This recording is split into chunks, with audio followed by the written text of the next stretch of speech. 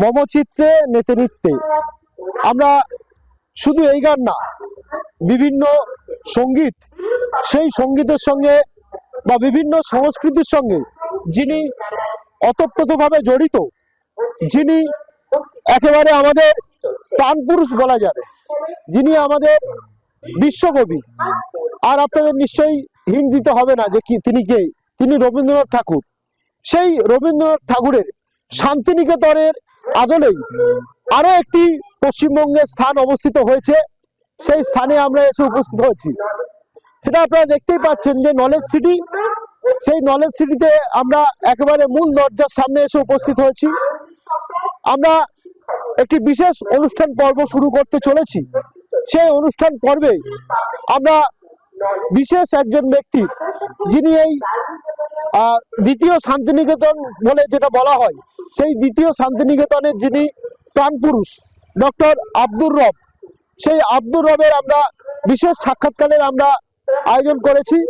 তার মুখ থেকেই জানবো যে এই শান্তিনিকেতনের আদলেই কেন এই নলেজ সিটিকে গড়ে তোলা হচ্ছে, এর পিছনে মূল উদ্দেশ্য কি, আর এখানে শান্তিনিকেতনের মতোই কি সমস্ত কিছু সংস্কৃতি থেকে যাবতীয় যা কিছু জড়িয়ে রয়েছে সেগুলো জানার চেষ্টা করব। শুধু জানার চেষ্টা করব না, আমরা সেগুলো দেখারও চেষ্টা করব। বিশ্বকে এক প্রকার বলে শান্তির বার্তা দিয়েছিলেন, যিনি বিশ্বকে ভালোবাসার পথ দেখিয়েছিলেন, যিনি কবিতা, যিনি সঙ্গীত, যিনি সংস্কৃতির মধ্যে দিয়ে শুধু ভারতকে নয় সারা বিশ্বকে জাগ্রত করেছিলেন, তিনি আর কেউ নয়, তিনি রবীন্দ্রনাথ ঠাকুর। আর সেই রবীন্দ্রনাথ ঠাকুরের শান্তিনিকেতন, সেই শান্তিনিকেতনের আদলেই আমাদের দক্ষিণ চব্বিশ পরগনার হায়াতনগরে, যেটা ফলতা থানার অন্তর্গত, সেই হায়াতনগরে গড়ে উঠেছে নলেজ সিটি। তিল তিল করে প্রায় 11 বছরেরও বেশি সময় ধরে চলে আসছে সেই শান্তিনিকেতনের আদলে অবস্থিত নলেজ সিটিতে পৌষ মেলা উৎসব। আজ একেবারে আমরা শেষ লগ্নে এসে পৌঁছেছি। আজকের অন্তিম দিন। প্রত্যেক বছরই 1 জানুয়ারি থেকে শুরু হয় এবং 5 তারিখ পর্যন্ত চলে। এবং কি বিকল্প বিষয় দেখুন, কি একটা অদ্ভুত একটা বিষয় যে 5 দিন ধরে চলে। 5টি মঞ্চ রয়েছে এখানে। এবছরে আরো একটি মঞ্চের উদ্বোধন হয়ে গেল এবং যিনি নলেজ সিটির প্রাণ পুরুষ বলা যায়, সেই আমার সঙ্গে উপস্থিত রয়েছেন আব্দুর রব সাহেব। নমস্কার স্যার, নিউজ আজের পর্দায়। স্যার, আমরা আপনাকে একান্তভাবে পেয়েছি। আমরা আপনার এই যে নলেজ সিটিকে আপনি শান্তিনিকেতনের আদলে গড়ে তুলছেন, শান্তিনিকেতন একটা শান্তিনিকেতন, সেই বিষয়টাকে এখানে তুলে আনাটা একটা খুবই কঠিন বিষয়, বা সেটাকে অনেকে মানবে কিনা সেটাও একটা বড় বিষয়। কিন্তু আপনি সেটাকে কিভাবে মান্যতা দেবেন, কিভাবে সেটাকে আপনি সেটাকে বলবেন যে এটাই শান্তিনিকেতন, এইভাবেই আমরা এই শান্তিনিকেতন কালচারটা আমরা এখানে তুলে আনতে পেরেছি। বিশ্বকবি রবীন্দ্রনাথ ঠাকুর তার বাবার প্রতিষ্ঠিত শান্তিনিকেতন, তিনি শান্তিনিকেতনটা বিশ্বের দরবারে পৌঁছে দিয়েছেন। শান্তিনিকেতন শান্তির আলয়, শান্তিনিকেতন শান্তির একটা প্রভাব ফেলেছে আমাদের মানব জীবনে, ভারতবর্ষে এবং সারা বিশ্বেও শান্তিনিকেতন একটা গুরুত্বপূর্ণ জায়গা হিসেবে গ্রহণ করেছে। তো আমরা সেই শান্তিনিকেতনকে আদর্শ হিসেবে মেনে নিয়ে আমাদের নলেজ সিটি ক্যাম্পাস অর্থাৎ জ্ঞাননগরীটাকেও আমরা সেই শান্তির নিকেতনের আদলে তৈরি করার চেষ্টা করছি। দেখুন, শান্তিনিকেতন শান্তিনিকেতন, শান্তিনিকেতনের কোনো বিকল্প হয় না। তবু আমরা চেষ্টা করছি বিশ্বকবি রবীন্দ্রনাথ ঠাকুরের আদর্শটাকে সামনে রেখে এগিয়ে যাবার। এইভাবেই আমাদের এগিয়ে যাবার পথটা সহজ হচ্ছে। বর্তমান ভারতবর্ষে যা সমস্যা, সেখানে একমাত্র রবীন্দ্রনাথই আমাদের পথ দেখাতে পারে এবং তার পথেই আমরা এগিয়ে যাবার চেষ্টা করছি। আপনি একেবারে শান্তিনিকেতনে যে মঞ্চগুলো থাকে, সোনাঝুরি, বকুলবীথি, বিভিন্ন মঞ্চ থাকে, আপনি ঠিক সেরকমই নাম দিয়ে দিয়ে বিষয়গুলো গড়ে তুলছেন। কতটা খাপ খাচ্ছে, মানে কতটা মানুষ এখন অনেকটাই জ্ঞাত হয়েছে এই নলেজ সিটি সম্পর্কে, কিন্তু আপনার যে লক্ষ্য একেবারে টপ লেভেল, আরো মানুষের কাছে পৌঁছানো, নিশ্চিতভাবে একদিন পৌঁছাবে সেই উইশ করি। কিন্তু মানুষ যেভাবে আগমন শুরু করেছে, আগামী দিনে আপনার যে স্বপ্ন, সেই স্বপ্নটা কোন স্টেজে রয়েছে যদি আপনি একটু বলেন। দেখুন, শান্তিনিকেতনের আদলে আমরা এখানে নলেজ সিটি প্রতিষ্ঠা করার চেষ্টা করছি। শান্তিনিকেতনে যা হয় আমাদের এখানে তাই হয়। শান্তিনিকেতনে পৌষ মেলা হয়, শান্তিনিকেতনে বসন্ত উৎসব হয়, শান্তিনিকেতনে হলকর্ষণ হয়। আমরাও এখানে পৌষ মেলা করি, এই 1 থেকে 5ই জানুয়ারি পর্যন্ত পৌষ মেলা আমাদের আজকে শেষ দিন। বসন্ত উৎসব হবে 6 এপ্রিল। 21শে ফেব্রুয়ারি ভাষা দিবস। 5th জুন হচ্ছে পরিবেশ দিবসকে কেন্দ্র করে আমরা হলকর্ষণ বা বৃক্ষরোপণ অনুষ্ঠানগুলি আমরা এখান থেকে ধারাবাহিক ভাবে করি। আবার শান্তিনিকেতনের আদলে যে মঞ্চগুলো আছে, যেমন আম্রকুঞ্জ মঞ্চ, যেখানে শান্তিনিকেতনের সমাবর্তন হয়, আমরা এখানে সেই সমাবর্তনের জায়গাটাও আমরা এখানে তৈরি করেছি। যে সমস্ত ভাইস চ্যান্সেলররা আছেন, কলকাতা ইউনিভার্সিটির ভাইস চ্যান্সেলর, রবীন্দ্রনাথ ইউনিভার্সিটির ভাইস চ্যান্সেলর, বিদ্যাসাগর ইউনিভার্সিটির ভাইস চ্যান্সেলর, যারা যারা এখানে এসেছেন তারা একটা করে আম গাছ লাগিয়েছেন। সেই আম গাছের যেমন ডক্টর করুণা সিন্ধু দাস, ডক্টর শুভঙ্কর চক্রবর্তী, ডক্টর পবিত্র সরকার, এছাড়াও বিখ্যাত নাট্যকার মনোজ মিত্র, চিত্র পরিচালক রাজা সেন, এরা যারা যারা এসেছেন একটা করে আম গাছ লাগিয়েছেন। আম গাছ, সেই আম গাছ যেখানে লাগিয়েছেন সেই জায়গাটার নাম দেওয়া হয়েছে আম্রকুঞ্জ মঞ্চ। এছাড়াও এমপি থিয়েটারের মতো আমাদের ছেলেরা যেখানে নাটক করে সেই নাটকের জায়গাটাকে করা হয়েছে মুক্ত মঞ্চ আমরা করেছি এমপি থিয়েটার, তার নাম দেওয়া হয়েছে নজরুল মঞ্চ। এছাড়াও আমরা আমাদের যেখানে বসন্ত উৎসব হয়, হলকর্ষণ হয়, সেই মঞ্চটাকে আমরা মানে সোনাঝুরি মুক্ত মঞ্চ করেছি। এছাড়াও এবছরে বকুল গাছ আছে, সেই বকুল গাছের তলাতে আমরা যে মঞ্চটা করেছি সেই মঞ্চের নাম দেওয়া হচ্ছে বকুল বীথি মঞ্চ। অর্থাৎ পরিবেশকে কেন্দ্র করেই, পরিবেশকে নিয়ে আমরা মঞ্চগুলো তৈরি করছি। অর্থাৎ পরিবেশ কেন্দ্রিক এই শান্তিনিকেতন, পরিবেশ কেন্দ্রিক নলেজ সিটি বা শিক্ষানগরী। আমরা একটু এইদিকে যাবো, নজরুল মঞ্চের দিকে। এখানে অলরেডি প্রোগ্রাম শুরু হচ্ছে। আপনার একেবারে আপনার যে অফিস বিএড কলেজ, সেই কলেজের একেবারে সামনেই একেবারে বড় আকারের একটা মঞ্চ করেছেন এবং খুব বিউটিফুল, যেটা সুন্দর জায়ন দিয়ে ভরিয়েছেন এই মঞ্চটাকে। এই মঞ্চটা নামকরণের কারণ যদি বলেন। দেখুন, বাংলা সাহিত্যকে যারা সমৃদ্ধ করেছেন, বাংলা ভাষাকে যারা সমৃদ্ধ করছেন, তাদের মধ্যে রবীন্দ্রনাথ, নজরুল রয়েছেন। তেমনি রবীন্দ্রনাথের সম্পর্ক যেমন আমরা ওয়াকিবহাল, তেমনি নজরুল সম্পর্ক আমরা ওয়াকিবহাল। এই যে মঞ্চটা করা হয়েছে এটা হচ্ছে নজরুলের নামে একটা মুক্ত মঞ্চ করা হয়েছে। এই মঞ্চটার নাম দেওয়া হচ্ছে নজরুল মঞ্চ। এটা একটা এমপি থিয়েটারের মডেলে করা হয়েছে। আমাদের কলেজের ছাত্রছাত্রী, শিক্ষক, কর্মচারী তারা এখানে যে প্রোগ্রামগুলো করে তারা এই জায়গাটাই তারা এটা করে। অলরেডি অনুষ্ঠান চলছে একটু পরে আসছি আমি। এবং আমরা ধীরে ধীরে আরো মঞ্চে আমরা যাবো, ধীরে ধীরে আমরা আরো মঞ্চে যাব, সেই মঞ্চে আমরা আরো পরিচয় করাবো। একেবারে আমরা নলেজ সিটির প্রথমে যে প্রবেশ করেই নজরুল মঞ্চের সামনে আমরা ছিলাম এবং সেই নজরুল মঞ্চে আপনাদেরকে স্যার বললেন যে নামকরণের বিশেষ কারণ, এবং যে বিএড কলেজ দিয়ে আমরা সামনে যাচ্ছি, আপনাদেরকে পুরো এলাকাটি আমরা ঘুরে দেখাবো আস্তে আস্তে। এবং আমাদের সঙ্গে আরো কিছু লোকজন যোগদান করবেন যারা কলেজের সঙ্গে ওতপ্রোতভাবে জড়িত রয়েছেন। কিছু লোকজন যারা একেবারে নিরলস প্রচেষ্টা চালিয়েছেন, আমাদের আব্দুর রব সাহেবকে যারা হাতে হাত রেখে একেবারে সহযোগিতার হাত বাড়িয়ে দিয়েছেন, তারাও রয়েছেন আমাদের সঙ্গে। একটু চলতে চলতে আমরা কথা বলা যায়। আজকের এই যে নলেজ সিটি, একদিনে একটা কোনোদিন কোনো কিছু হয় না, একটা স্বপ্ন, সেই স্বপ্নটাকে বাস্তবায়িত করা, এবং সেই বাস্তবায়িত করতে গেলে শুধু মানি পাওয়ার না, ম্যান পাওয়ারের প্রয়োজন। সেই ম্যান পাওয়ারও আপনার কাছে রয়েছে বলে যেটা আমরা মনে করি, এবং যার জেরে এই জায়গাটা।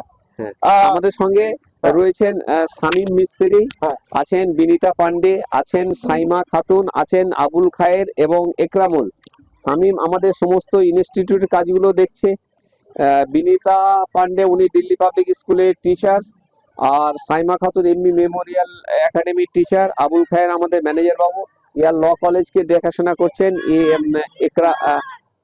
একরাম শেখ। তো সবাইকে নিয়ে আমরা চলছি, সবাই সহযোগিতা না হলে কোনো কিছু করা সম্ভব ছিল না। সবাই আমাদের সঙ্গে আছে এবং একসঙ্গে আমরা কাজ করছি, এবং আজকের নয়, দীর্ঘ 40 বছর ধরে আমরা একসঙ্গেই কাজ করে আসছি। 40 বছরে আমাদের সবাই সম্পর্ক, আমরা একসঙ্গেই রয়েছে। মানে ভাবতে পারেন 40টা বছর একেবারে হাতে হাত দিয়ে কাজ করছেন এনারা, একটা যে নিরলস প্রচেষ্টার মাধ্যমে যে স্বপ্নটাকে সফল করার একটা রাস্তা দেখানো হচ্ছে এখানে, এবং নিশ্চিতভাবে একটা সফলতার জায়গায় যাচ্ছেন। আহ, মানে কি কি এক্সপিরিয়েন্স শামীম বাবু, যদি একটু বলেন। বলুন। যেতে যেতে কথা যেতে যেতে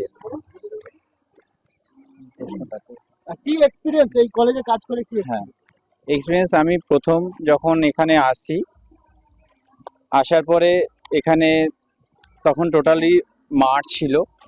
ধীরে ধীরে একের পর এক সেগুলো বিভিন্ন প্রতিষ্ঠান গড়ে উঠছে, এবং একের পর এক যেমন ইয়াকুব আলী বিএড কলেজ, তারপরে দিল্লি পাবলিক হাই স্কুল, তারপরে নলেজ সিট আর ল কলেজ, তারপরে এমই মেমোরিয়াল একাডেমি। এবছরে আমরা শুরু করেছি যেটা মমতাজ বেগম নার্সিং ইনস্টিটিউট, এবং তার সঙ্গে আমরা এআরএমসি হসপিটালও স্টার্ট করেছি। এভাবে পরস্পর একের পর এক প্রতিষ্ঠান গড়ে উঠছে। নলেজ সিটি দ্বিতীয় শান্তিনিকেতন হিসাবে যেটা আমরা গড়তে চাইছি, পরস্পর আমরা সেইভাবে এগিয়ে যাচ্ছি সকলের সহযোগিতায়। এটাই। ধন্যবাদ। শামীম বাবুর সঙ্গে যেটা কথা বললাম, তিনি বললেন একেবারে একটা যে এক্সপিরিয়েন্স, তার এক্সপিরিয়েন্স শেয়ার করলেন, এবং তার মুখে একেবারে দ্বিতীয় শান্তিনিকেতন গড়ার লক্ষ্য। তো আমি আস্তে আস্তে সবারই প্রতিক্রিয়া নেব, একটু স্যারের কাছে যাব।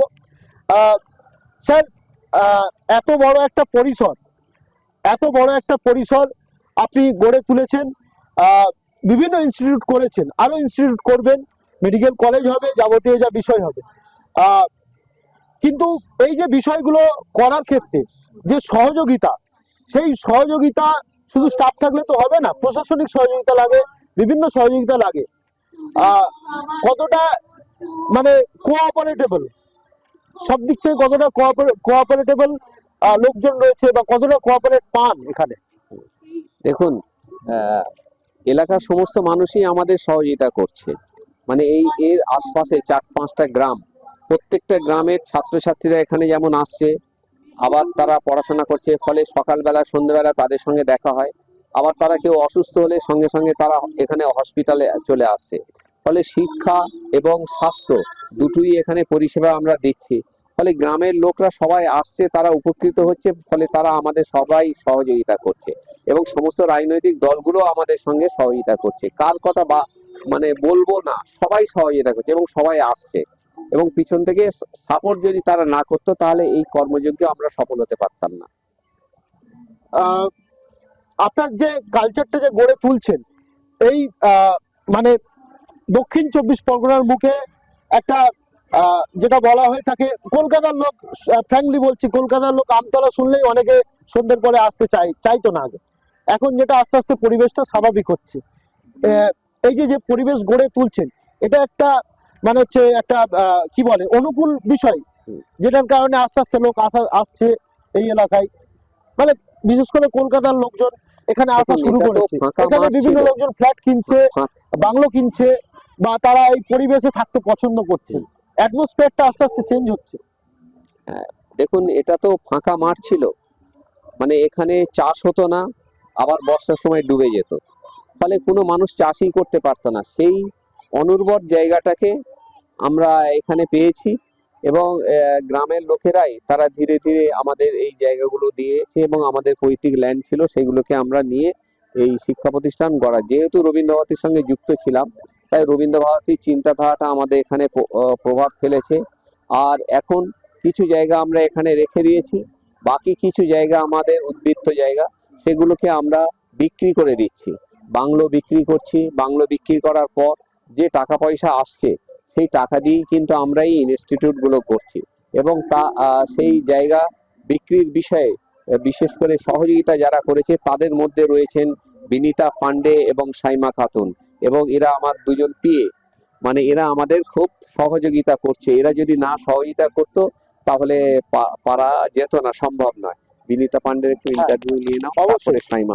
ম্যাডাম, আজকের এই যে নলেজ সিটির যে আপনারা যে স্যারের যে একেবারে আত্মসহায়ক হিসেবে কাজ করছেন, সেই জায়গা থেকে কি এক্সপিরিয়েন্স, স্যারকে কি বলবেন, বা এই প্রতিষ্ঠান নিয়ে কি বলতে চান?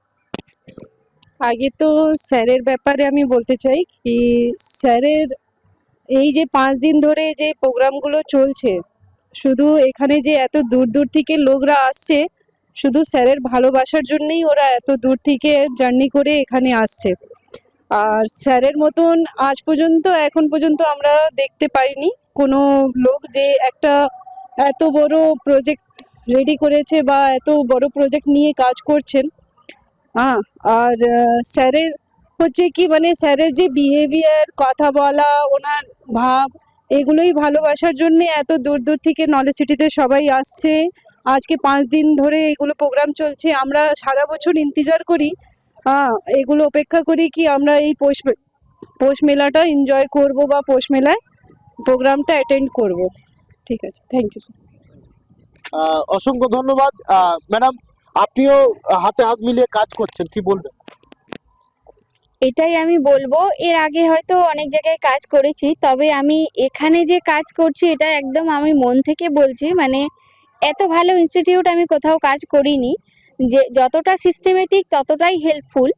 হ্যাঁ, তারপরে হচ্ছে নতুন নতুন কাজ শেখা, স্যার নিজে থেকে শিখিয়ে দেন, আমাদের অনেক কাজ শিখতে পারি। আর একটা যেটা আমি বলবো, আমাদের এখানে যে সমস্ত স্টুডেন্টরা পড়াশোনা করে, আমি এইটুকু একদম বলতে পারি যে অন্যান্য জায়গায় যে বাচ্চা পড়বে আর এখানে যে পড়বে, সে অবশ্যই আলাদা হবে, অন্যরকম ভাবে তৈরি হবে। যেমন রবীন্দ্রনাথ, নজরুল ইসলাম, বিদ্যাসাগরের এতে আদর্শে যেইভাবে মানে তারা গড়ে উঠছে, তারা একদম ডিফারেন্ট হবে, এটুকু আমি বলতে পারি। অসংখ্য ধন্যবাদ দুজনকে। তারপরেও আমাদের আমরা আরো একজন রয়েছে, একদম আস্তে আস্তে মানে তাদের প্রতিক্রিয়া নেব। যেটা হায়ার বাবু আবুল রয়েছে। খায়ের, আমার ম্যানেজার, 40 বছরের কেন আরো বেশি মনে হয়, 45 বছরের সঙ্গে আমাদের একসঙ্গে ঘনিষ্ঠতা, একসঙ্গে আমরা কাজ করে এসেছি, হাতে হাত মিলিয়ে কাজ করেছি। হায়ার বাবু, উনি না থাকলে আমরা মানে এত কিছু ডেভেলপ করতে পারতাম আপনি না। একেবারে স্যারের রাইট হ্যান্ড বলা যেতে পারে। আমরা সবাই লেফট হ্যান্ড বা রাইট হ্যান্ড সেটা বিষয় না, আপনি রাইট হ্যান্ড, কি বলবেন? আজকের দিনে দাঁড়িয়ে আমার এখানে প্রতিক্রিয়া কিছু নেই, শুধু আমরা সামনের দিকে তাকিয়ে আছি, আরো আমাদের উন্নতি আর কতটা দূরে অপেক্ষা করছে। আমরা আজকের যে জায়গাতে দাঁড়িয়ে আছি, নলেজ সিটি, এই নলেজ সিটিতে একদিনে গড়ে ওঠেনি, বহুদিনের সাধনা ছিল আমাদের। স্যার যেটা বললেন, 40-45 বছর আগে একসাথে আমরা কাঁধে কাঁধ রেখে, হাতে হাত রেখে কাজ করে এগিয়ে এসেছি। যে পরিকল্পনা স্যার করে রেখেছিলেন, সেই পরিকল্পনা আজকের পরিপূর্ণ রূপ দেওয়ার জন্য আমরা সাধ্যভর চেষ্টা করেছি। উনি আমাদের বুদ্ধি দিয়েছেন, উনি আমাদের অর্থ যোগান দিয়েছেন। বিশেষ করে যে প্রজেক্টটা আমরা আজকের গড়ে তুলেছি, সে প্রজেক্টটা নলেজ সিটি। নলেজ সিটি একটা এডুকেশনাল হাব। এই এডুকেশনাল হাবকে কেন্দ্র করে আমরা একটা নগর উন্নয়নের মতো একটা টাউনশিপ গড়ে তুলতে চলেছি। যে টাউনশিপটা 250 বিঘা জমির উপরে আমাদের আছে এখানে এডুকেশনাল হাব, এবং 750 বিঘা জমি আছে যেটা টাউনশিপ গড়ে উঠছে পিছনে। সেই টাউনশিপ থেকে আমাদের যে পয়সাটা উপার্জন হচ্ছে, সেই উপার্জিত পয়সা দিয়ে আমরা এখানে গড়ে তুলেছি একের পর এক ইনস্টিটিউট। প্রথম আমরা এখানে শুরু করেছিলাম দিল্লি পাবলিক হাই স্কুল, পরবর্তীকালে আমরা Yakub Ali BEd college, DEd college করেছি, তারপরে করেছি এমবি মেমোরিয়াল, তারপরে করেছি আমরা এয়ার ল কলেজ, তারপরে করেছি ফার্মাসি কলেজ।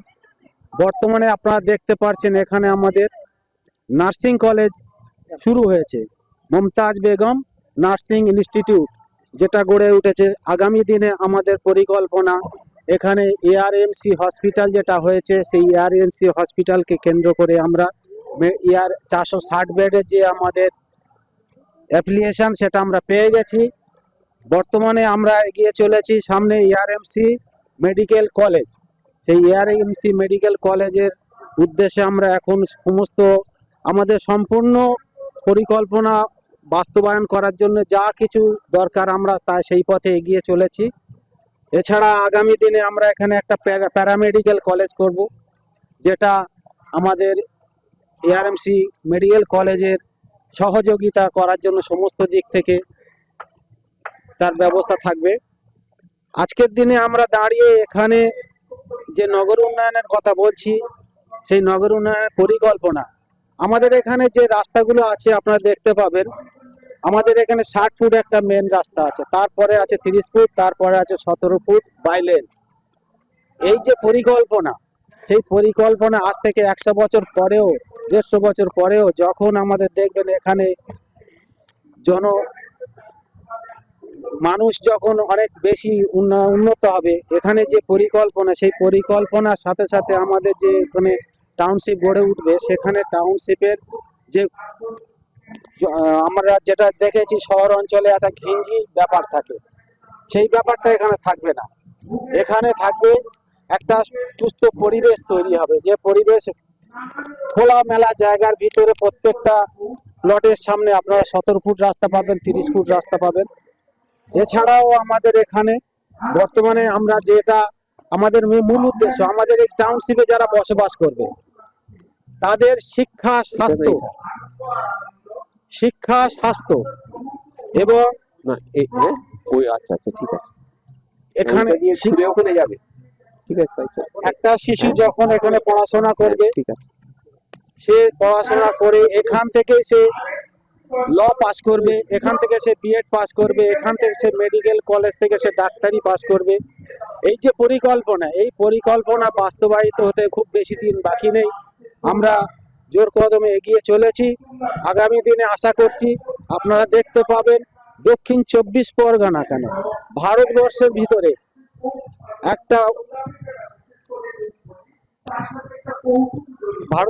ভিতরে একটা সুন্দর যে টাউনশিপ,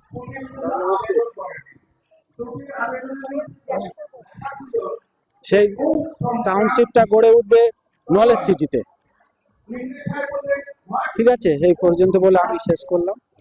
অসংখ্য ধন্যবাদ আর বাবু, আপনার যে স্বপ্ন, সেটা স্বপ্ন সফল হোক আরো। এবং যে বীরভূমের যে লালমাটি বোলপুর, সেই বোলপুরে একেবারে শান্তিনিকেতন যেমন গড়ে উঠেছে, এখানকার যারা কর্মকর্তা, মানে শুধু কর্তৃপক্ষ নয়, কর্মকর্তা যারা রয়েছে তারাও চাইছেন যে এই লালমাটি কেন, এই আমাদের এই মাটিতেও, দক্ষিণ 24 পরগনার মাটিতেও একটা রবীন্দ্র স্মৃতি থাকুক, একটা দ্বিতীয় শান্তিনিকেতন গড়ে উঠুক, এবং সেই স্থলেই আস্তে আস্তে পৌঁছাচ্ছে। আমরা দেখতে দেখতে অনেকটা পথ অতিক্রম করেছি, আপনাদেরকে সেই ঘুরে দেখাচ্ছি। লার্জেস্ট একটা এরিয়া, সেই লার্জেস্ট একটা এরিয়া আমরা ঘুরে দেখাচ্ছি। ঠিক এই স্থলেই আস্তে আস্তে যেখানে আমরা যাচ্ছি, সেখানেই আমাদের আব্দুর রব মহাশয়ের যে স্বপ্ন, যে মেডিকেল কলেজ গড়ে তোলা, তার অলরেডি বোর্ডও পড়ে গেছে এবং কনস্ট্রাকশনের কাজও চলছে ইতিমধ্যেই। সেই দিকে আমরা এগোচ্ছি। সেখানে অলরেডি একটা এবছরে নতুন একটা মঞ্চ ওপেন হয়েছে, বকুল বিথি মঞ্চ। সেই মঞ্চের কাছে আমরা আস্তে আস্তে যাচ্ছি। স্যার, আপনার এই যে জার্নি, আপনি প্রথমে শিক্ষকতা করতেন এবং আপনার বাবা তিনিও শিক্ষকতা করতেন, যিনি সমাজসেবী ছিলেন, স্বাধীনতা সংগ্রামী ছিলেন। সেই জায়গা থেকে মানে একজন স্বাধীনতা সংগ্রামীর ছেলে শিক্ষক, সেই শিক্ষককেই কি শিক্ষকতার দিকে টানলো আস্তে আস্তে, নাহলে আপনি অন্য পেশায় হয়তো হারিয়ে যেতেন? না এটা তো ঠিক, যে যে পেশায় থাকে সেই পেশাটাই সে অভ্যস্ত হয়। বাবা যেহেতু শিক্ষক ছিলেন, তো আমাকে ওই শিক্ষকতার পথটাই বেছে নিতে হয়। বাবা যেহেতু স্বাধীনতা সংগ্রামী ছিলেন, তিনি লড়াই করেছিলেন ব্রিটিশদের বিরুদ্ধে, তিনি কংগ্রেস করতেন, ফলে আমাকেও সেই রাজনৈতিক পরিচয় একটা বহন করে, রক্তের মধ্যে একটা সে স্বাদটা এসে যায়। ফলে আমিও সেই লড়াকু মনোভাব, তা না হলে আমি ওই রিসর্ট বিরোধী আন্দোলন করতাম না, নজরুলের নামে বিশ্ববিদ্যালয় করতাম না। এই আন্দোলনের এই রক্তের মধ্যে সেই ধারা প্রবাহিত, যার জন্য ডায়মন্ড হারবার রোডের বুকে যে অসংখ্য রিসর্ট, তার বিরুদ্ধে মুভমেন্ট করা হয়েছে, নজরুলের নামে বিশ্ববিদ্যালয় করা হয়েছে। তারপরে আমরা এখন যে আন্দোলনটা করছি সেটা হচ্ছে শিক্ষার বিস্তার। আমি যে এলাকায় আছি, এই এলাকা সত্যি অনুন্নত এলাকা ছিল। সেই এলাকায় আমাদের আপামর এবং অর্থনৈতিক দিক দিয়েও দুর্বল ছিল। তাদের ছেলে মেয়েদের যাতে শিক্ষার মূল ব্যবস্থার সঙ্গে চলে আসতে পারে, সেই জন্য এই শিক্ষা প্রতিষ্ঠানগুলো গড়ে তোলা হচ্ছে এবং সেগুলো শান্তিনিকেতনকে কেন্দ্র করি। আর তার সঙ্গে সঙ্গে এই প্রকল্পে আমাদের সাহায্য করার জন্য সব থেকে আরো একজন বেশি সহযোগিতা করেছেন, আমাদের সঙ্গে ইনস্টিটিউটে সহযোগিতা করেছেন, তার অবদানটাও কম নয়। আমাদের যে আর ল কলেজ তৈরি হয়েছে, সেই আর ল কলেজ তৈরি করার জন্য এবং প্রথম থেকে এখন পর্যন্ত যে আমাদের সব থেকে সহযোগিতা করেছে ও হচ্ছে একরাম শেখ। শুধু একরাম শেখ তো ও নয়, ওর বাবার সঙ্গে আমার মানে আমাদের জুনিয়র ওর বাবা, আমরা যখন ছোটবেলায় ফুটবল খেলতাম, মানে আজ থেকে মানে 45-40 বছর আগে, এই diamond Harbour sub division, Falta, Bishnupur, যেখানে যেখানে যত মাঠ ছিল সেই মাঠে যখন খেলাধুলা করতে যেতাম, ওর বাবাও আমাদের সঙ্গে ফুটবল ছিল। তো তখন থেকেই ওর সঙ্গে পরিচয়। আর এই ইনস্টিটিউট যখন তৈরি হয়েছে, এয়ার ল কলেজ, খুব সুন্দরভাবে এয়ার ল কলেজটাকে পরিচালনা করছে একরাম শেখ। একরাম বাবু, যে স্যার যে আপনার বিষয়ে যে বললেন যে আপনার বাবাও সহযোগিতা করেছিলেন, আপনিও পরবর্তীকালে জেনুইনলি সহযোগিতা করছেন, সেই জায়গা থেকে হোয়াট ইজ ইউর এক্সপিরিয়েন্স মানে for institute and for Abdur Rab? Thank you. আমি একরাম শেখ। আমি যখন থেকে ল কলেজ আমাদের ইনস্টিটিউটটা হয়েছে, আমি এটাকে একটা ছোট্ট একটা ভেবেছিলাম যে একটা ইনস্টিটিউট, তারপরে দেখলাম আমি ঢুকে যখন এখানে আমি জয়েন করেছিলাম, তখন থেকেই পুরো প্রতিষ্ঠাটা শুরু হয়েছে, তখন থেকেই আমি জয়েন করেছি। আমরা এখান থেকে ওয়েস্ট বেঙ্গলের ফার্স্ট এডুকেশনাল হাব, এই ওয়েস্ট বেঙ্গলের ফার্স্ট এডুকেশনাল হাবে এয়ার ল কলেজ, একটা মুক্ত পরিবেশ, এত সুন্দর একটা নলেজ সিটি, যেটা ক্লিন সিটি, মানে আমরা যেটা জানি যে নলেজ সিটি একটা পরিবেশটা যেটা হচ্ছে আমাদের ক্লিন সিটি। এই ক্লিন সিটির মধ্যে আমাদের ছাত্রছাত্রীরা আসে এবং এই ছাত্রছাত্রীদের সুব্যবস্থা আমরা প্রথম থেকেই যে অ্যাডমিশন প্রক্রিয়াটা বা আমরা যে কলেজে চালাচ্ছি, সেই প্রক্রিয়াটার মাধ্যমে আমাদের এখানে হোস্টেল ফ্যাসিলিটি অ্যাভেলেবেল আছে।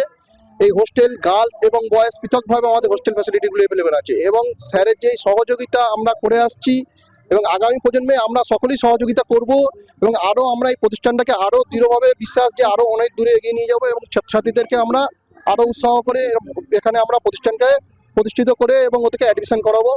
এবং আমাদের এখানে যে আরও ইনস্টিটিউটগুলো আছে তাদেরও সঙ্গে সহযোগিতা করবে, এবং সমস্ত সহযোগিতায় আমরা একসাথে কাম্য করে একসাথেই কাজ করব, এবং আমরা আরও দৃঢ় বিশ্বাস করে এগিয়ে নিয়ে আমরা প্রতিষ্ঠানটাকে আরও উচ্চ পদস্থে নিয়ে যাব। এবং স্যারের একটাই স্বপ্ন যে এই এডুকেশনাল হাবটাকে একটা ইউনিভার্সিটির রূপ দেবে, সেই ইউনিভার্সিটির রূপটা যেন সফলতা লাভ করতে পারি আমরা। দ্বিতীয় শান্তিনিকেতন নামে আমাদের এখানে আখ্যা দেওয়া হয়েছে, তাই আমাদের সেই শান্তিনিকেতনের দ্বিতীয় আখ্যাটা যেন আমরা সফলতা করতে পারি, সেই আশা নিয়ে আমরা আরও সহযোগিতা কাম্য আশা করছি। Thank you. একরাম বাবুকে অসংখ্য ধন্যবাদ মতামত প্রদান করার জন্য।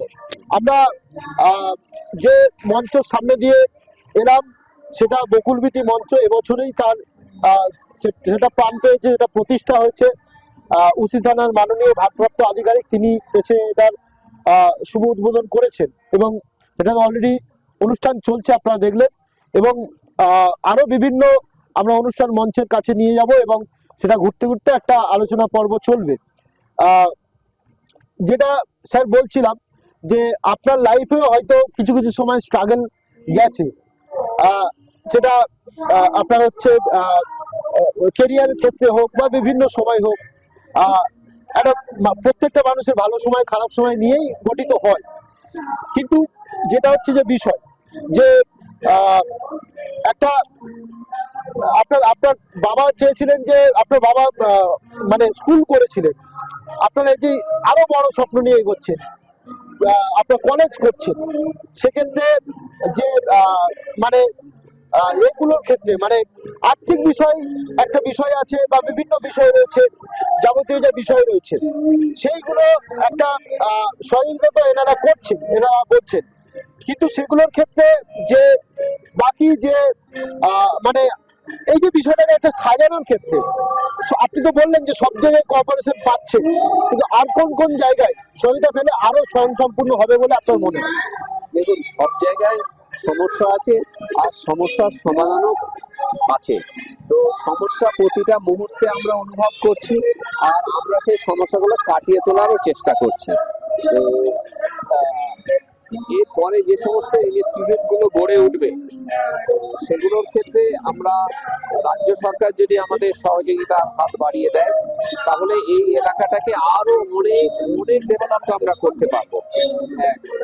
দুই নম্বর যে অর্থনৈতিক দিক, আমাদের যা পরিকাঠামো আছে আমরা যদি সুষ্ঠুভাবে যদি তা পরিচালনা করতে পারি, তাহলে এটি আমাদের স্বাবলম্বী আমরা হতে পারবো, আমাদের অন্য কোনো অসুবিধা হবে না। সব থেকে দরকার হচ্ছে প্রশাসনিক দিক দিয়ে আমাদের সহযোগিতা করা। আমাদের প্রশাসন সহযোগিতা করছে, রাজনৈতিক দলগুলো সহযোগিতা করছে। আমরা চাইবো যাতে বিভিন্ন সমস্যার সমাধান যেন সঙ্গে সঙ্গে হয়ে যায়, তাহলে আমাদের সরকার পূরণ হবে। যে আমরা বক্তব্য রাখতে রাখতে আমরা সোনাঝুরি মঞ্চে এসে পৌঁছেছি, সেখানে অলরেডি অনুষ্ঠান চলছে এবং আমরা এরপরে আমরা যে আম্রকুঞ্জ মঞ্চে সেখানেও যাব। একটু যদি বসে যায় ওখানে, যে আজকের যে অনুষ্ঠান পর্ব যে চলছে সেই অনুষ্ঠান পর্বে একদম অন্তিম অন্তিম লগ্নে লগ্নে এসে পৌঁছেছে। আচ্ছা বেরিয়ে মাইক চলছে তো বেরিয়ে যে অনুষ্ঠান পর্ব চলছে স্যার, এই 5টা দিনে অনুষ্ঠান পর্ব নিয়ে আপনারা যেভাবে মানুষকে যে ম্যানেজ করেন, মানুষকে যে আমন্ত্রণ করেন, মানুষকে যে মানে এখানে পারফর্ম করার সুযোগ করে দেন, সবটাই একটা এত লোকের আগমন, তার একটা ট্রান্সপোর্টের ব্যবস্থা, তার একটা ফুডিং ব্যবস্থা, তাকে একটা পুরো বিষয়টাকে তাকে ঘোরানো বিষয়টা, এই সব কিছুর বিষয়ে ম্যানেজমেন্টের দরকার হয়, লোকজনের দরকার, সেটা আপনার আছে।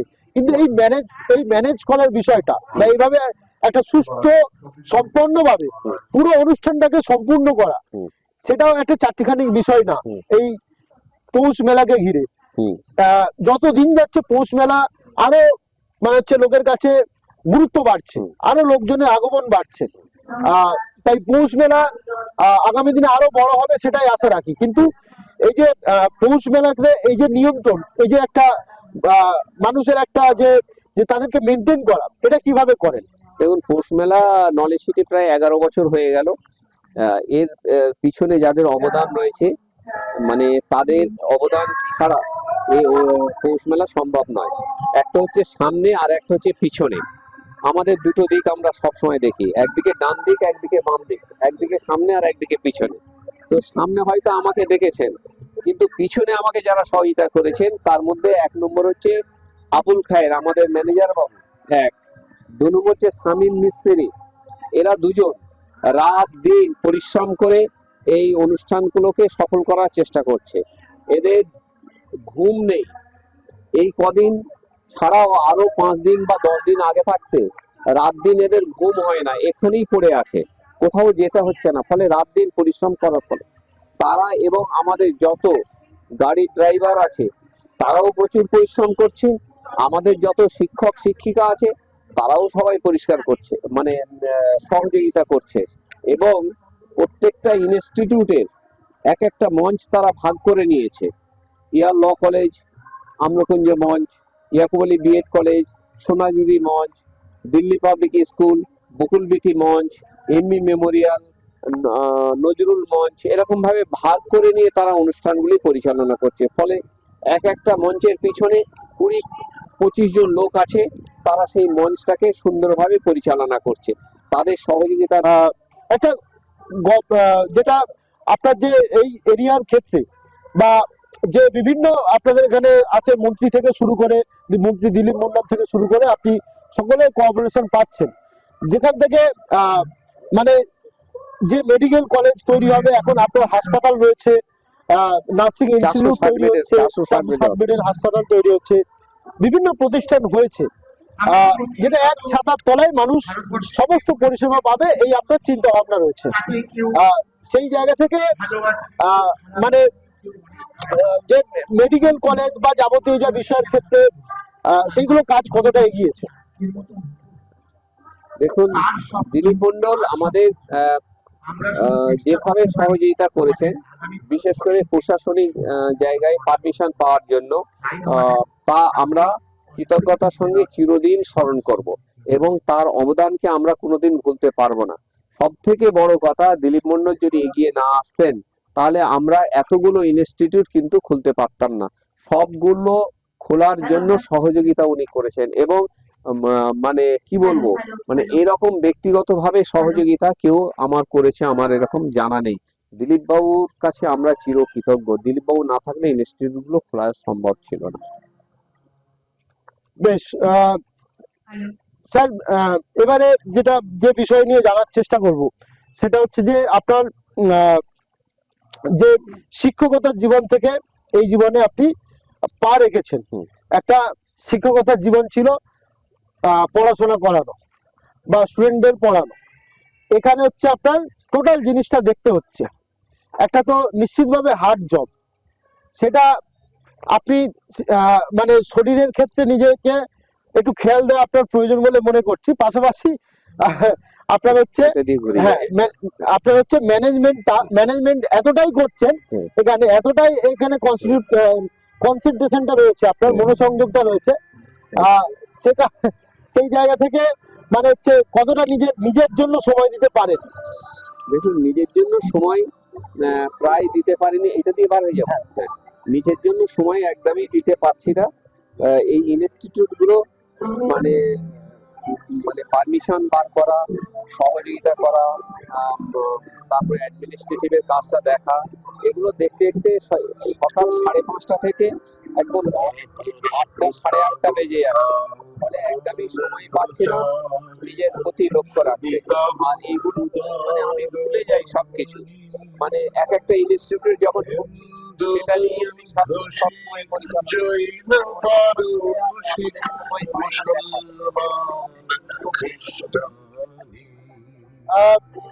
এই মুহূর্তে আমরা যে আম্রকুঞ্জ মঞ্চ, সেই মঞ্চের সামনে দিয়ে আমরা পার হচ্ছি। আপনি শুধু এই যে কালকের একটা বিষয় নিয়ে বলছিলেন, যেখানে যে সংস্কৃতি দরকার আছে, শুধু পড়াশোনার নয়, সংস্কৃতির প্রয়োজন আছে। শিক্ষার সঙ্গে সংস্কৃতি জড়িয়ে, সংস্কৃতি না থাকলে শুধু এডুকেশন দিয়ে সবকিছু হয় না। সেই জায়গা থেকে এই যে সংস্কৃতির বিষয়টা আপনি আপনার যে ইনস্টিটিউট আছে তাদের মধ্যেও ছড়িয়ে দিয়েছেন। এখানকার স্টুডেন্টরাই তারাও পারফর্ম করছে এখানে। সেই কালচারের জায়গাটা আজকাল সমাজে কিন্তু অনেকটা হারিয়ে যাচ্ছে। বলতে পারেন আপনি মোবাইল ফোন আসার কারণে হোক বা ইলেকট্রনিক্স গ্যাজেট আসার কারণে হোক, যে খেলাধুলা সংস্কৃতির সঙ্গে জড়িয়ে থাকে, এটা জড়িয়ে থাকার জন্য কি করা প্রয়োজন বা আরো কতটা সচেতনতা থাকবে, আরো কতটা প্রচার থাকতে হবে বলে আপনি মনে করেন? দেখুন, পড়াশোনার সঙ্গে সঙ্গে আমাদের আরো যে সমস্ত বিকাশ হওয়া প্রয়োজন আমরা মনে করি, খেলাধুলা, কবিতা পাঠ, গান, নাচ, ড্রয়িং, এগুলো আমাদের প্রয়োজন রয়েছে। এগুলো সব শিক্ষার অঙ্গ। সেগুলো যাতে ঠিক মতো বিকশিত হয়। শিশুরা হচ্ছে ফুলের মতো, তারা সবসময় বিকশিত হতে থাকবে। ফলে তাদের সেই বিকাশের পথটাকে আরো সহজ করে দেওয়াটা হচ্ছে আমাদের কাজ। শিক্ষা প্রতিষ্ঠান এবং শিক্ষকদের কাজ হচ্ছে শিশুদের যে সমস্ত বিভিন্ন বিষয় রয়েছে সেইগুলোকে তুলে ধরা, তাদের প্রস্ফুটিত করা ফুলের মতো। তো সেই কাজগুলো আমাদের ছেলেরা করছে। এই যে সমস্ত মঞ্চগুলো করা আছে, এই মঞ্চগুলোই ছেলেরা ক্লাস করে। এই মঞ্চগুলোই সকালবেলায় সমস্ত ইনস্টিটিউটের ছেলেরা ক্লাস করে। যেমন শান্তিনিকেতনে ক্লাস হয় গাছের তলায়, এখানে এই মঞ্চে এই গাছের তলায় সমস্ত ক্লাসগুলো হতে থাকে। এখানে আমাদের এখানে যেমন অডিটোরিয়াম আছে, সেখানে ক্লাস হচ্ছে, স্মার্ট ক্লাস হচ্ছে, ক্লাসরুমে ক্লাস হচ্ছে। তাছাড়াও এই সমস্ত মঞ্চে, আমাদের উন্মুক্ত মঞ্চে ছেলেরা ক্লাস করছে। এইভাবেই তাদের বিকাশ করার আমরা একটা পথ খুঁজে দিচ্ছি। এইসব মঞ্চগুলো ওই ক্লাস করার জন্য সব করা হয়েছে। আপনি তো কাউকে আইডিওলজি বলে মনে করেন, আপনার রোল মডেল কে? দেখুন, রোল মডেল বলে কোনো জিনিস নেই। আমরা প্রত্যেকের মতোই। তবু বাবা তো অবশ্যই। বাবা উনি 6টা স্কুল তৈরি করেছেন, স্বাধীনতা সংগ্রামী ছিলেন, কিন্তু খুব কঠোর ধরনের মানুষ ছিলেন। ফলে উনি রাজনীতি সম্পর্কে বিতৃষ্ণা এসে গিয়েছিলেন। উনি চিফ মিনিস্টার প্রফুল্ল সেনের খুব ঘনিষ্ঠ বন্ধু ছিলেন, একসঙ্গে রাজনীতি করতেন।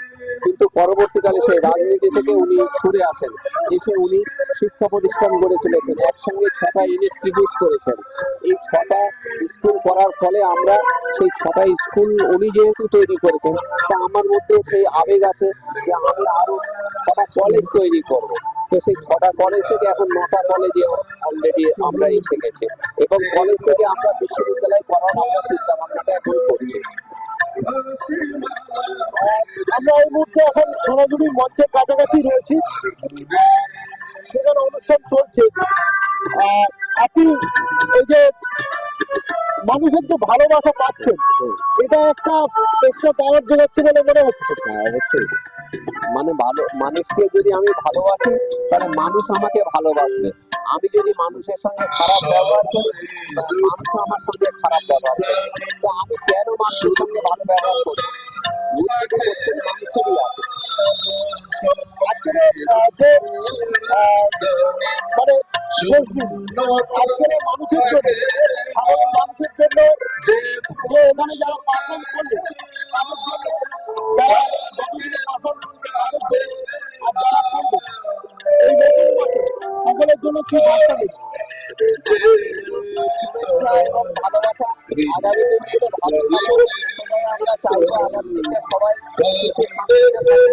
বিগত বছর অনেক মানুষের অসুবিধা হয়েছে, সেই অসুবিধা না হয়, তার জন্য এবছরটা ভালো করে কাটুক, এটাই আমরা চেষ্টা করি।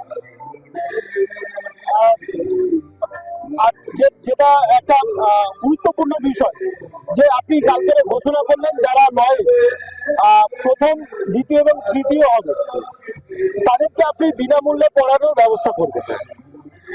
এটা যদি একটু এক্সপ্লেন করেন। দেখুন, আমরা শুধু ছেলে মেয়েদের যাতে ভালো রেজাল্ট করতে পারে, ছেলে মেয়েরা যাতে ভালোভাবে পড়াশোনা করতে পারে, তার জন্য আমরা একটা উদ্যোগ নিয়েছি। সেই উদ্যোগ হচ্ছে, যেমন ল কলেজ, সেই ল কলেজের যারা ফার্স্ট সেকেন্ড থার্ড হবে, ক্যালকাটা ইউনিভার্সিটির আন্ডারে 14টা ল কলেজ আছে। সেই ল কলেজ থেকে যারা ফার্স্ট সেকেন্ড থার্ড হবে তাদেরকে আমরা বিনা পয়সায় পড়াবো। অর্থাৎ যত 5 বছর ধরে তো ল বিএ এলএলবি প্লাস, সে 5 বছরের প্রথম, মানে যখন থেকে তারা ফার্স্ট সেকেন্ড থার্ড হতে থাকবে তখন থেকেই তাদের সমস্ত আমরা ফ্রি করে দেবো। মানে একটা কোর্স ফি প্রায় 3 লাখ টাকা। ফলে আমরা যদি কেউ ফার্স্ট সেকেন্ড থার্ড হয়, সেগুলোকে আমরা তাদের মকুব করে দেবো। তাছাড়াও যারা স্পোর্টসে অংশগ্রহণ করেছে, কালকে ল কলেজের 2টি ছেলে 3টি করে মেডেল পেয়েছে, তাদেরকে আমরা 5,000 টাকা করে করেছি, মানে দেওয়া হয়েছে, যাতে তারা উৎসাহিত হয়। তারপর এমনি মেমোরিয়ালে যে মেয়েটি ভালো জিমন্যাসিয়াম হয়েছিল, তাকে আমরা মাধ্যমিক পর্যন্ত বিনা পয়সায় পড়াবার জন্য উদ্যোগ আমরা নিয়েছি। এইভাবেই আমাদের কাজগুলো চলছে। অর্থাৎ ছাত্রছাত্রী যাতে ভালো পড়াশোনা করতে পারে, ভালো রেজাল্ট করতে পারে, তার জন্য এই উদ্যোগগুলো আমরা গ্রহণ করছি। একদম, যাতে মানে আরো গ্রেডটা ভালো হয়, আরো পড়াশোনার দিকে এগিয়ে যায়, সেই লক্ষ্যেই আপনি বিষয়টি গড়েছেন। এবং যে এই এই এই জায়গায় একটা যে নলেজ সিটির যে মানে পরিবেশ শুধু আপনি দেখছেন, পরিবেশের পাশাপাশি এখানে যে মানে একটা যে অ্যাটমসফিয়ার, চারিদিকে যে পরিবেশ রয়েছে, সেই পরিবেশের ফলে একটা যে দক্ষিণ 24 পরগনা শুধু নয়, একটা মানে যেমন বীরভূমের যেটা লাল মাটি বলছিলাম, এখানেও একদিন সেই যে মানুষের আরো সমাগম বাড়বে, আরো অনেক কিছু সেটা আরো কালচারাল হবে বিষয়টা, এবং পড়াশোনার তো পরিবেশ রয়েছে। যেটা আপনার মনের মধ্যে কোন জিনিসটা অভাব রয়েছে যেটা পূরণ করবেন আগামী দিনে? কোন জিনিসটা অভাব ফিল করে? অভাব কিছুই নেই। একটা আমরা নেশার মতো পড়ে গেছি ইনস্টিটিউট তৈরি করা, ফলে আমরা সেটাই চেষ্টা করছি। এবং সবথেকে বড় জিনিস, শুধু স্কুল নয়, আমরা ইউনিভার্সিটি করব বা বিশ্ববিদ্যালয় করব। বিশ্ববিদ্যালয় করার লক্ষ্যেই আমরা এগিয়ে যাচ্ছি। আগামী 2-3 বছরের মধ্যে নলেজ সিটির একটা ইউনিভার্সিটি হবে। সেই ইউনিভার্সিটির লক্ষ্যেই আমরা এতগুলো ইনস্টিটিউট করছি। শুধু 1-2টো ইনস্টিটিউট এবং আরো অন্য জায়গায় না করে আমরা একই ক্যাম্পাসে 9টা ইনস্টিটিউট করেছি, বিভিন্ন ডিপার্টমেন্ট মিলিয়ে। ফলে সেই ডিপার্টমেন্টগুলোকে আমরা কেন্দ্র করি আমরা এই ইনস্টিটিউটগুলো গড়া তৈরি করছি, যাতে এটা একটা বিশ্ববিদ্যালয়ে রূপ নেয়। এবং সেই বিশ্ববিদ্যালয়টা অবশ্যই শান্তিনিকেতনের মতো বিশ্ববিদ্যালয় হবে, সেরকমই আমরা চেষ্টা করছি। যেটা এখন একটা পলিটিক্যাল একটা দ্বন্দ্ব চলছে বিভিন্ন কারণে, সেটার কারণে একটা স্টেট ভার্সেস সেন্ট্রাল বিষয়টা হয়ে গেছে বিভিন্ন ইস্যুতে, বলুন এসআইআর, বলুন যাবতীয় যা ইস্যুতে। সেই বিষয়টা আমাদের ক্ষেত্রে কতটা লাইফে এফেক্ট করছে? রাজনৈতিক বিষয়টা আলাদা, আর শিক্ষা প্রতিষ্ঠানটা আলাদা, আর মানুষের ব্যক্তিগত জীবনটাও আলাদা। আমরা প্রত্যেক মানুষই বিভিন্ন রাজনৈতিক দলের সঙ্গে যুক্ত আছি, কিন্তু আমাদের নলেজ সিটি ক্যাম্পাসে আমরা কেউ রাজনীতির সঙ্গে যুক্ত থাকতে আমরা নই। আমরা আমরা যে যার ব্যক্তিগত জীবন, প্রত্যেকটা মানুষ রাজনীতি করে, রাজনীতি ছাড়া মানুষ চলতে পারে না, সেটা তার ব্যক্তিগত মানুষ। কিন্তু নলেজ সিটিতে আমরা কোনো রাজনীতি করি না। আর দ্বিতীয়ত, রাজনৈতিক যে সমস্ত দলগুলো আছে তারা যেমন ভালো কাজও করে আবার তেমনি তারা খারাপ কাজও করে। যেমন এখন যেটা হয়েছে, রাজনৈতিক দলের মধ্যে একটা বিভাজন সৃষ্টি করে ফেলেছে। ফলে এই বিভাজন সৃষ্টি করার মধ্যে মানুষের মধ্যে একটা বিভেদ সৃষ্টি হয়েছে, একটা দ্বন্দ্ব সৃষ্টি হয়েছে, একটা হিংসা সৃষ্টি হয়েছে। সেই পরিবেশটাকে দূরে সরিয়ে দেওয়ার জন্য আমরা এখানে পৌষ মেলা করছি রবীন্দ্রনাথের ভাবাদর্শে। রবীন্দ্রনাথ ঠাকুর যেমন শান্তিনিকেতনে পরিবেশকে কেন্দ্র করে অনুষ্ঠানগুলি করেছে, আমরাও এখানে সেরকম পরিবেশকে কেন্দ্র করেই অনুষ্ঠানগুলি করছি। আমাদের এখানে অনুষ্ঠান সম্প্রীতির অনুষ্ঠান, এখানে অনুষ্ঠান ভালোবাসার অনুষ্ঠান, এটা একটা পরিবেশকে কেন্দ্র করে অনুষ্ঠানগুলো হচ্ছে। একদম একদম। আহ, যেটা একদম শেষ প্রশ্ন, যেখানে আমরা আপনাকে অনেকটাই আপনি সময় দিয়েছেন আমাদের সাথে, এবং আমাদের সঙ্গে বিভিন্ন আপনার প্রতিষ্ঠানের লোকজন রয়েছেন, তারাও আপনার যারা সহকর্মী তারাও কাঁধে কাঁধ লাগিয়ে এই প্রতিষ্ঠানটাকে বড় করে তুলেছে। কিন্তু একটা যেটা যে ট্রান্সপোর্টেশনের বিষয় রয়েছে, ধরুন মানে যে অনেক সময় কি করতে হয়, ওই যে আপনার হচ্ছে মেন যে ডায়মন্ড হারবার রোড থেকে এখানে অনেক সময় ট্রান্সপোর্টের একটা ইস্যু হয়ে যায়, ওটা নিয়ে একটু যদি স্যার আলোকপাত করেন বিষয়। দেখুন, এটা খুবই দুঃখজনক ঘটনা। মানে ডায়মন্ড হারবার রোড এখনো সেই সরু রাস্তা রয়েছে। যেহেতু গঙ্গাসাগর হচ্ছে, গঙ্গাসাগরে একটা পোল হচ্ছে 1600 কোটি টাকা দিয়ে পোলটা শুরু হবে, আজকে তার শিলান্যাস হবে। এটা যেমন হবে, কিন্তু এই ডায়মন্ড হারবার রোডটাকে সম্প্রসারণ করা দরকার। এটা ন্যাশনাল হাইওয়ে, এটা 120 ফিট রোড হওয়ার পরিকল্পনা, কিন্তু এই রোডটা সরু হওয়ার জন্য এখানে অনেক অ্যাক্সিডেন্ট হচ্ছে। আর এই রোডের সঙ্গে কানেক্ট হয়ে গেছে আমাদের নলেজ সিটির রাস্তা, এটাও সরকারি রাস্তা। আমরা সরকারের কাছে আবেদন করেছি এই রাস্তাটাকে ভালো করার জন্য, কিন্তু সরকার এদিকে কোনো লক্ষ্য দেয়নি, কেউ লক্ষ্য দেয়নি রাস্তাটাকে ভালো করার জন্য। ফলে এটা সরকারি রাস্তা, সরকারই এটা ডেভেলপ করবে। ভিতরের রাস্তাগুলো আমাদের, এগুলো আমরা ডেভেলপ করছি, কিন্তু সরকারের রাস্তা যেটা, সেটা সরকার এই রাস্তাটা ঠিক মতো করছে না। এবং ন্যাশনাল হাইওয়েটা, এটা হচ্ছে কেন্দ্রীয় সরকারের আন্ডারে, ফলে কেন্দ্রীয় সরকারও এখানে কেউ ডেভেলপ করেনি। ফলে আমার মনে হয় আগামী 2 বছরের মধ্যে ডায়মন্ড হারবার রোড সম্প্রসারণের কাজটা শুরু হবে, আগামী 2 বছর। কারণ গঙ্গাসাগরের যে সেতুটা হবে, 4 বছরের মধ্যে গঙ্গাসাগর সেতু হবে। 4 বছরের গঙ্গাসাগর সেতু হওয়ার সঙ্গে সঙ্গে যখন এই রোডটা এসে যাবে, তখন এই রোডটাও ন্যাশনাল হাইওয়ে হয়ে যাবে, এবং আগামী 4 বছরের মধ্যে ডায়মন্ড হারবার রোড মানে পুরো 120 ফিট রাস্তায় চলে আসবে। একদম। আমরা দীর্ঘ প্রায় 1 ঘন্টার কাছাকাছি এই আমরা বক্তব্য পর্ব চালালাম, আমরা বিশেষ সাক্ষাৎকার পর্ব চালালাম। আমাদের সঙ্গে আব্দুর রব সাহেব, তিনি দীর্ঘক্ষণ সময় দিলেন, তার সঙ্গে ছিলেন আত্মসহায়করা এবং কলেজের সঙ্গে বিভিন্নভাবে দায়িত্ব রয়েছেন যারা, প্রত্যেকেই আমাদের সঙ্গে ছিলেন এবং তাদের আমরা মতামত জেনেছি। সকলকে ধন্যবাদ নিউজ ওয়াচের পক্ষ থেকে। স্যার, একদম শেষ লাইন, যেখানে এই নলেজ সিটির পক্ষ থেকে নতুন বছরের জন্য সাধারণ মানুষের জন্য একটা বার্তা, যার মাধ্যমে শেষ করব। আগামী দিন, এবছরের 5ম দিন পৌষ মেলায় সবাইকে শুভেচ্ছা, ভালোবাসা। আগামী বছর সুন্দরভাবে কাটুক, মানুষের মধ্যে সৌভ্রাতৃত্বের প্রতীক গড়ে উঠুক, এই শুভেচ্ছা জানিয়ে আমি আমার বক্তব্য শেষ করলাম।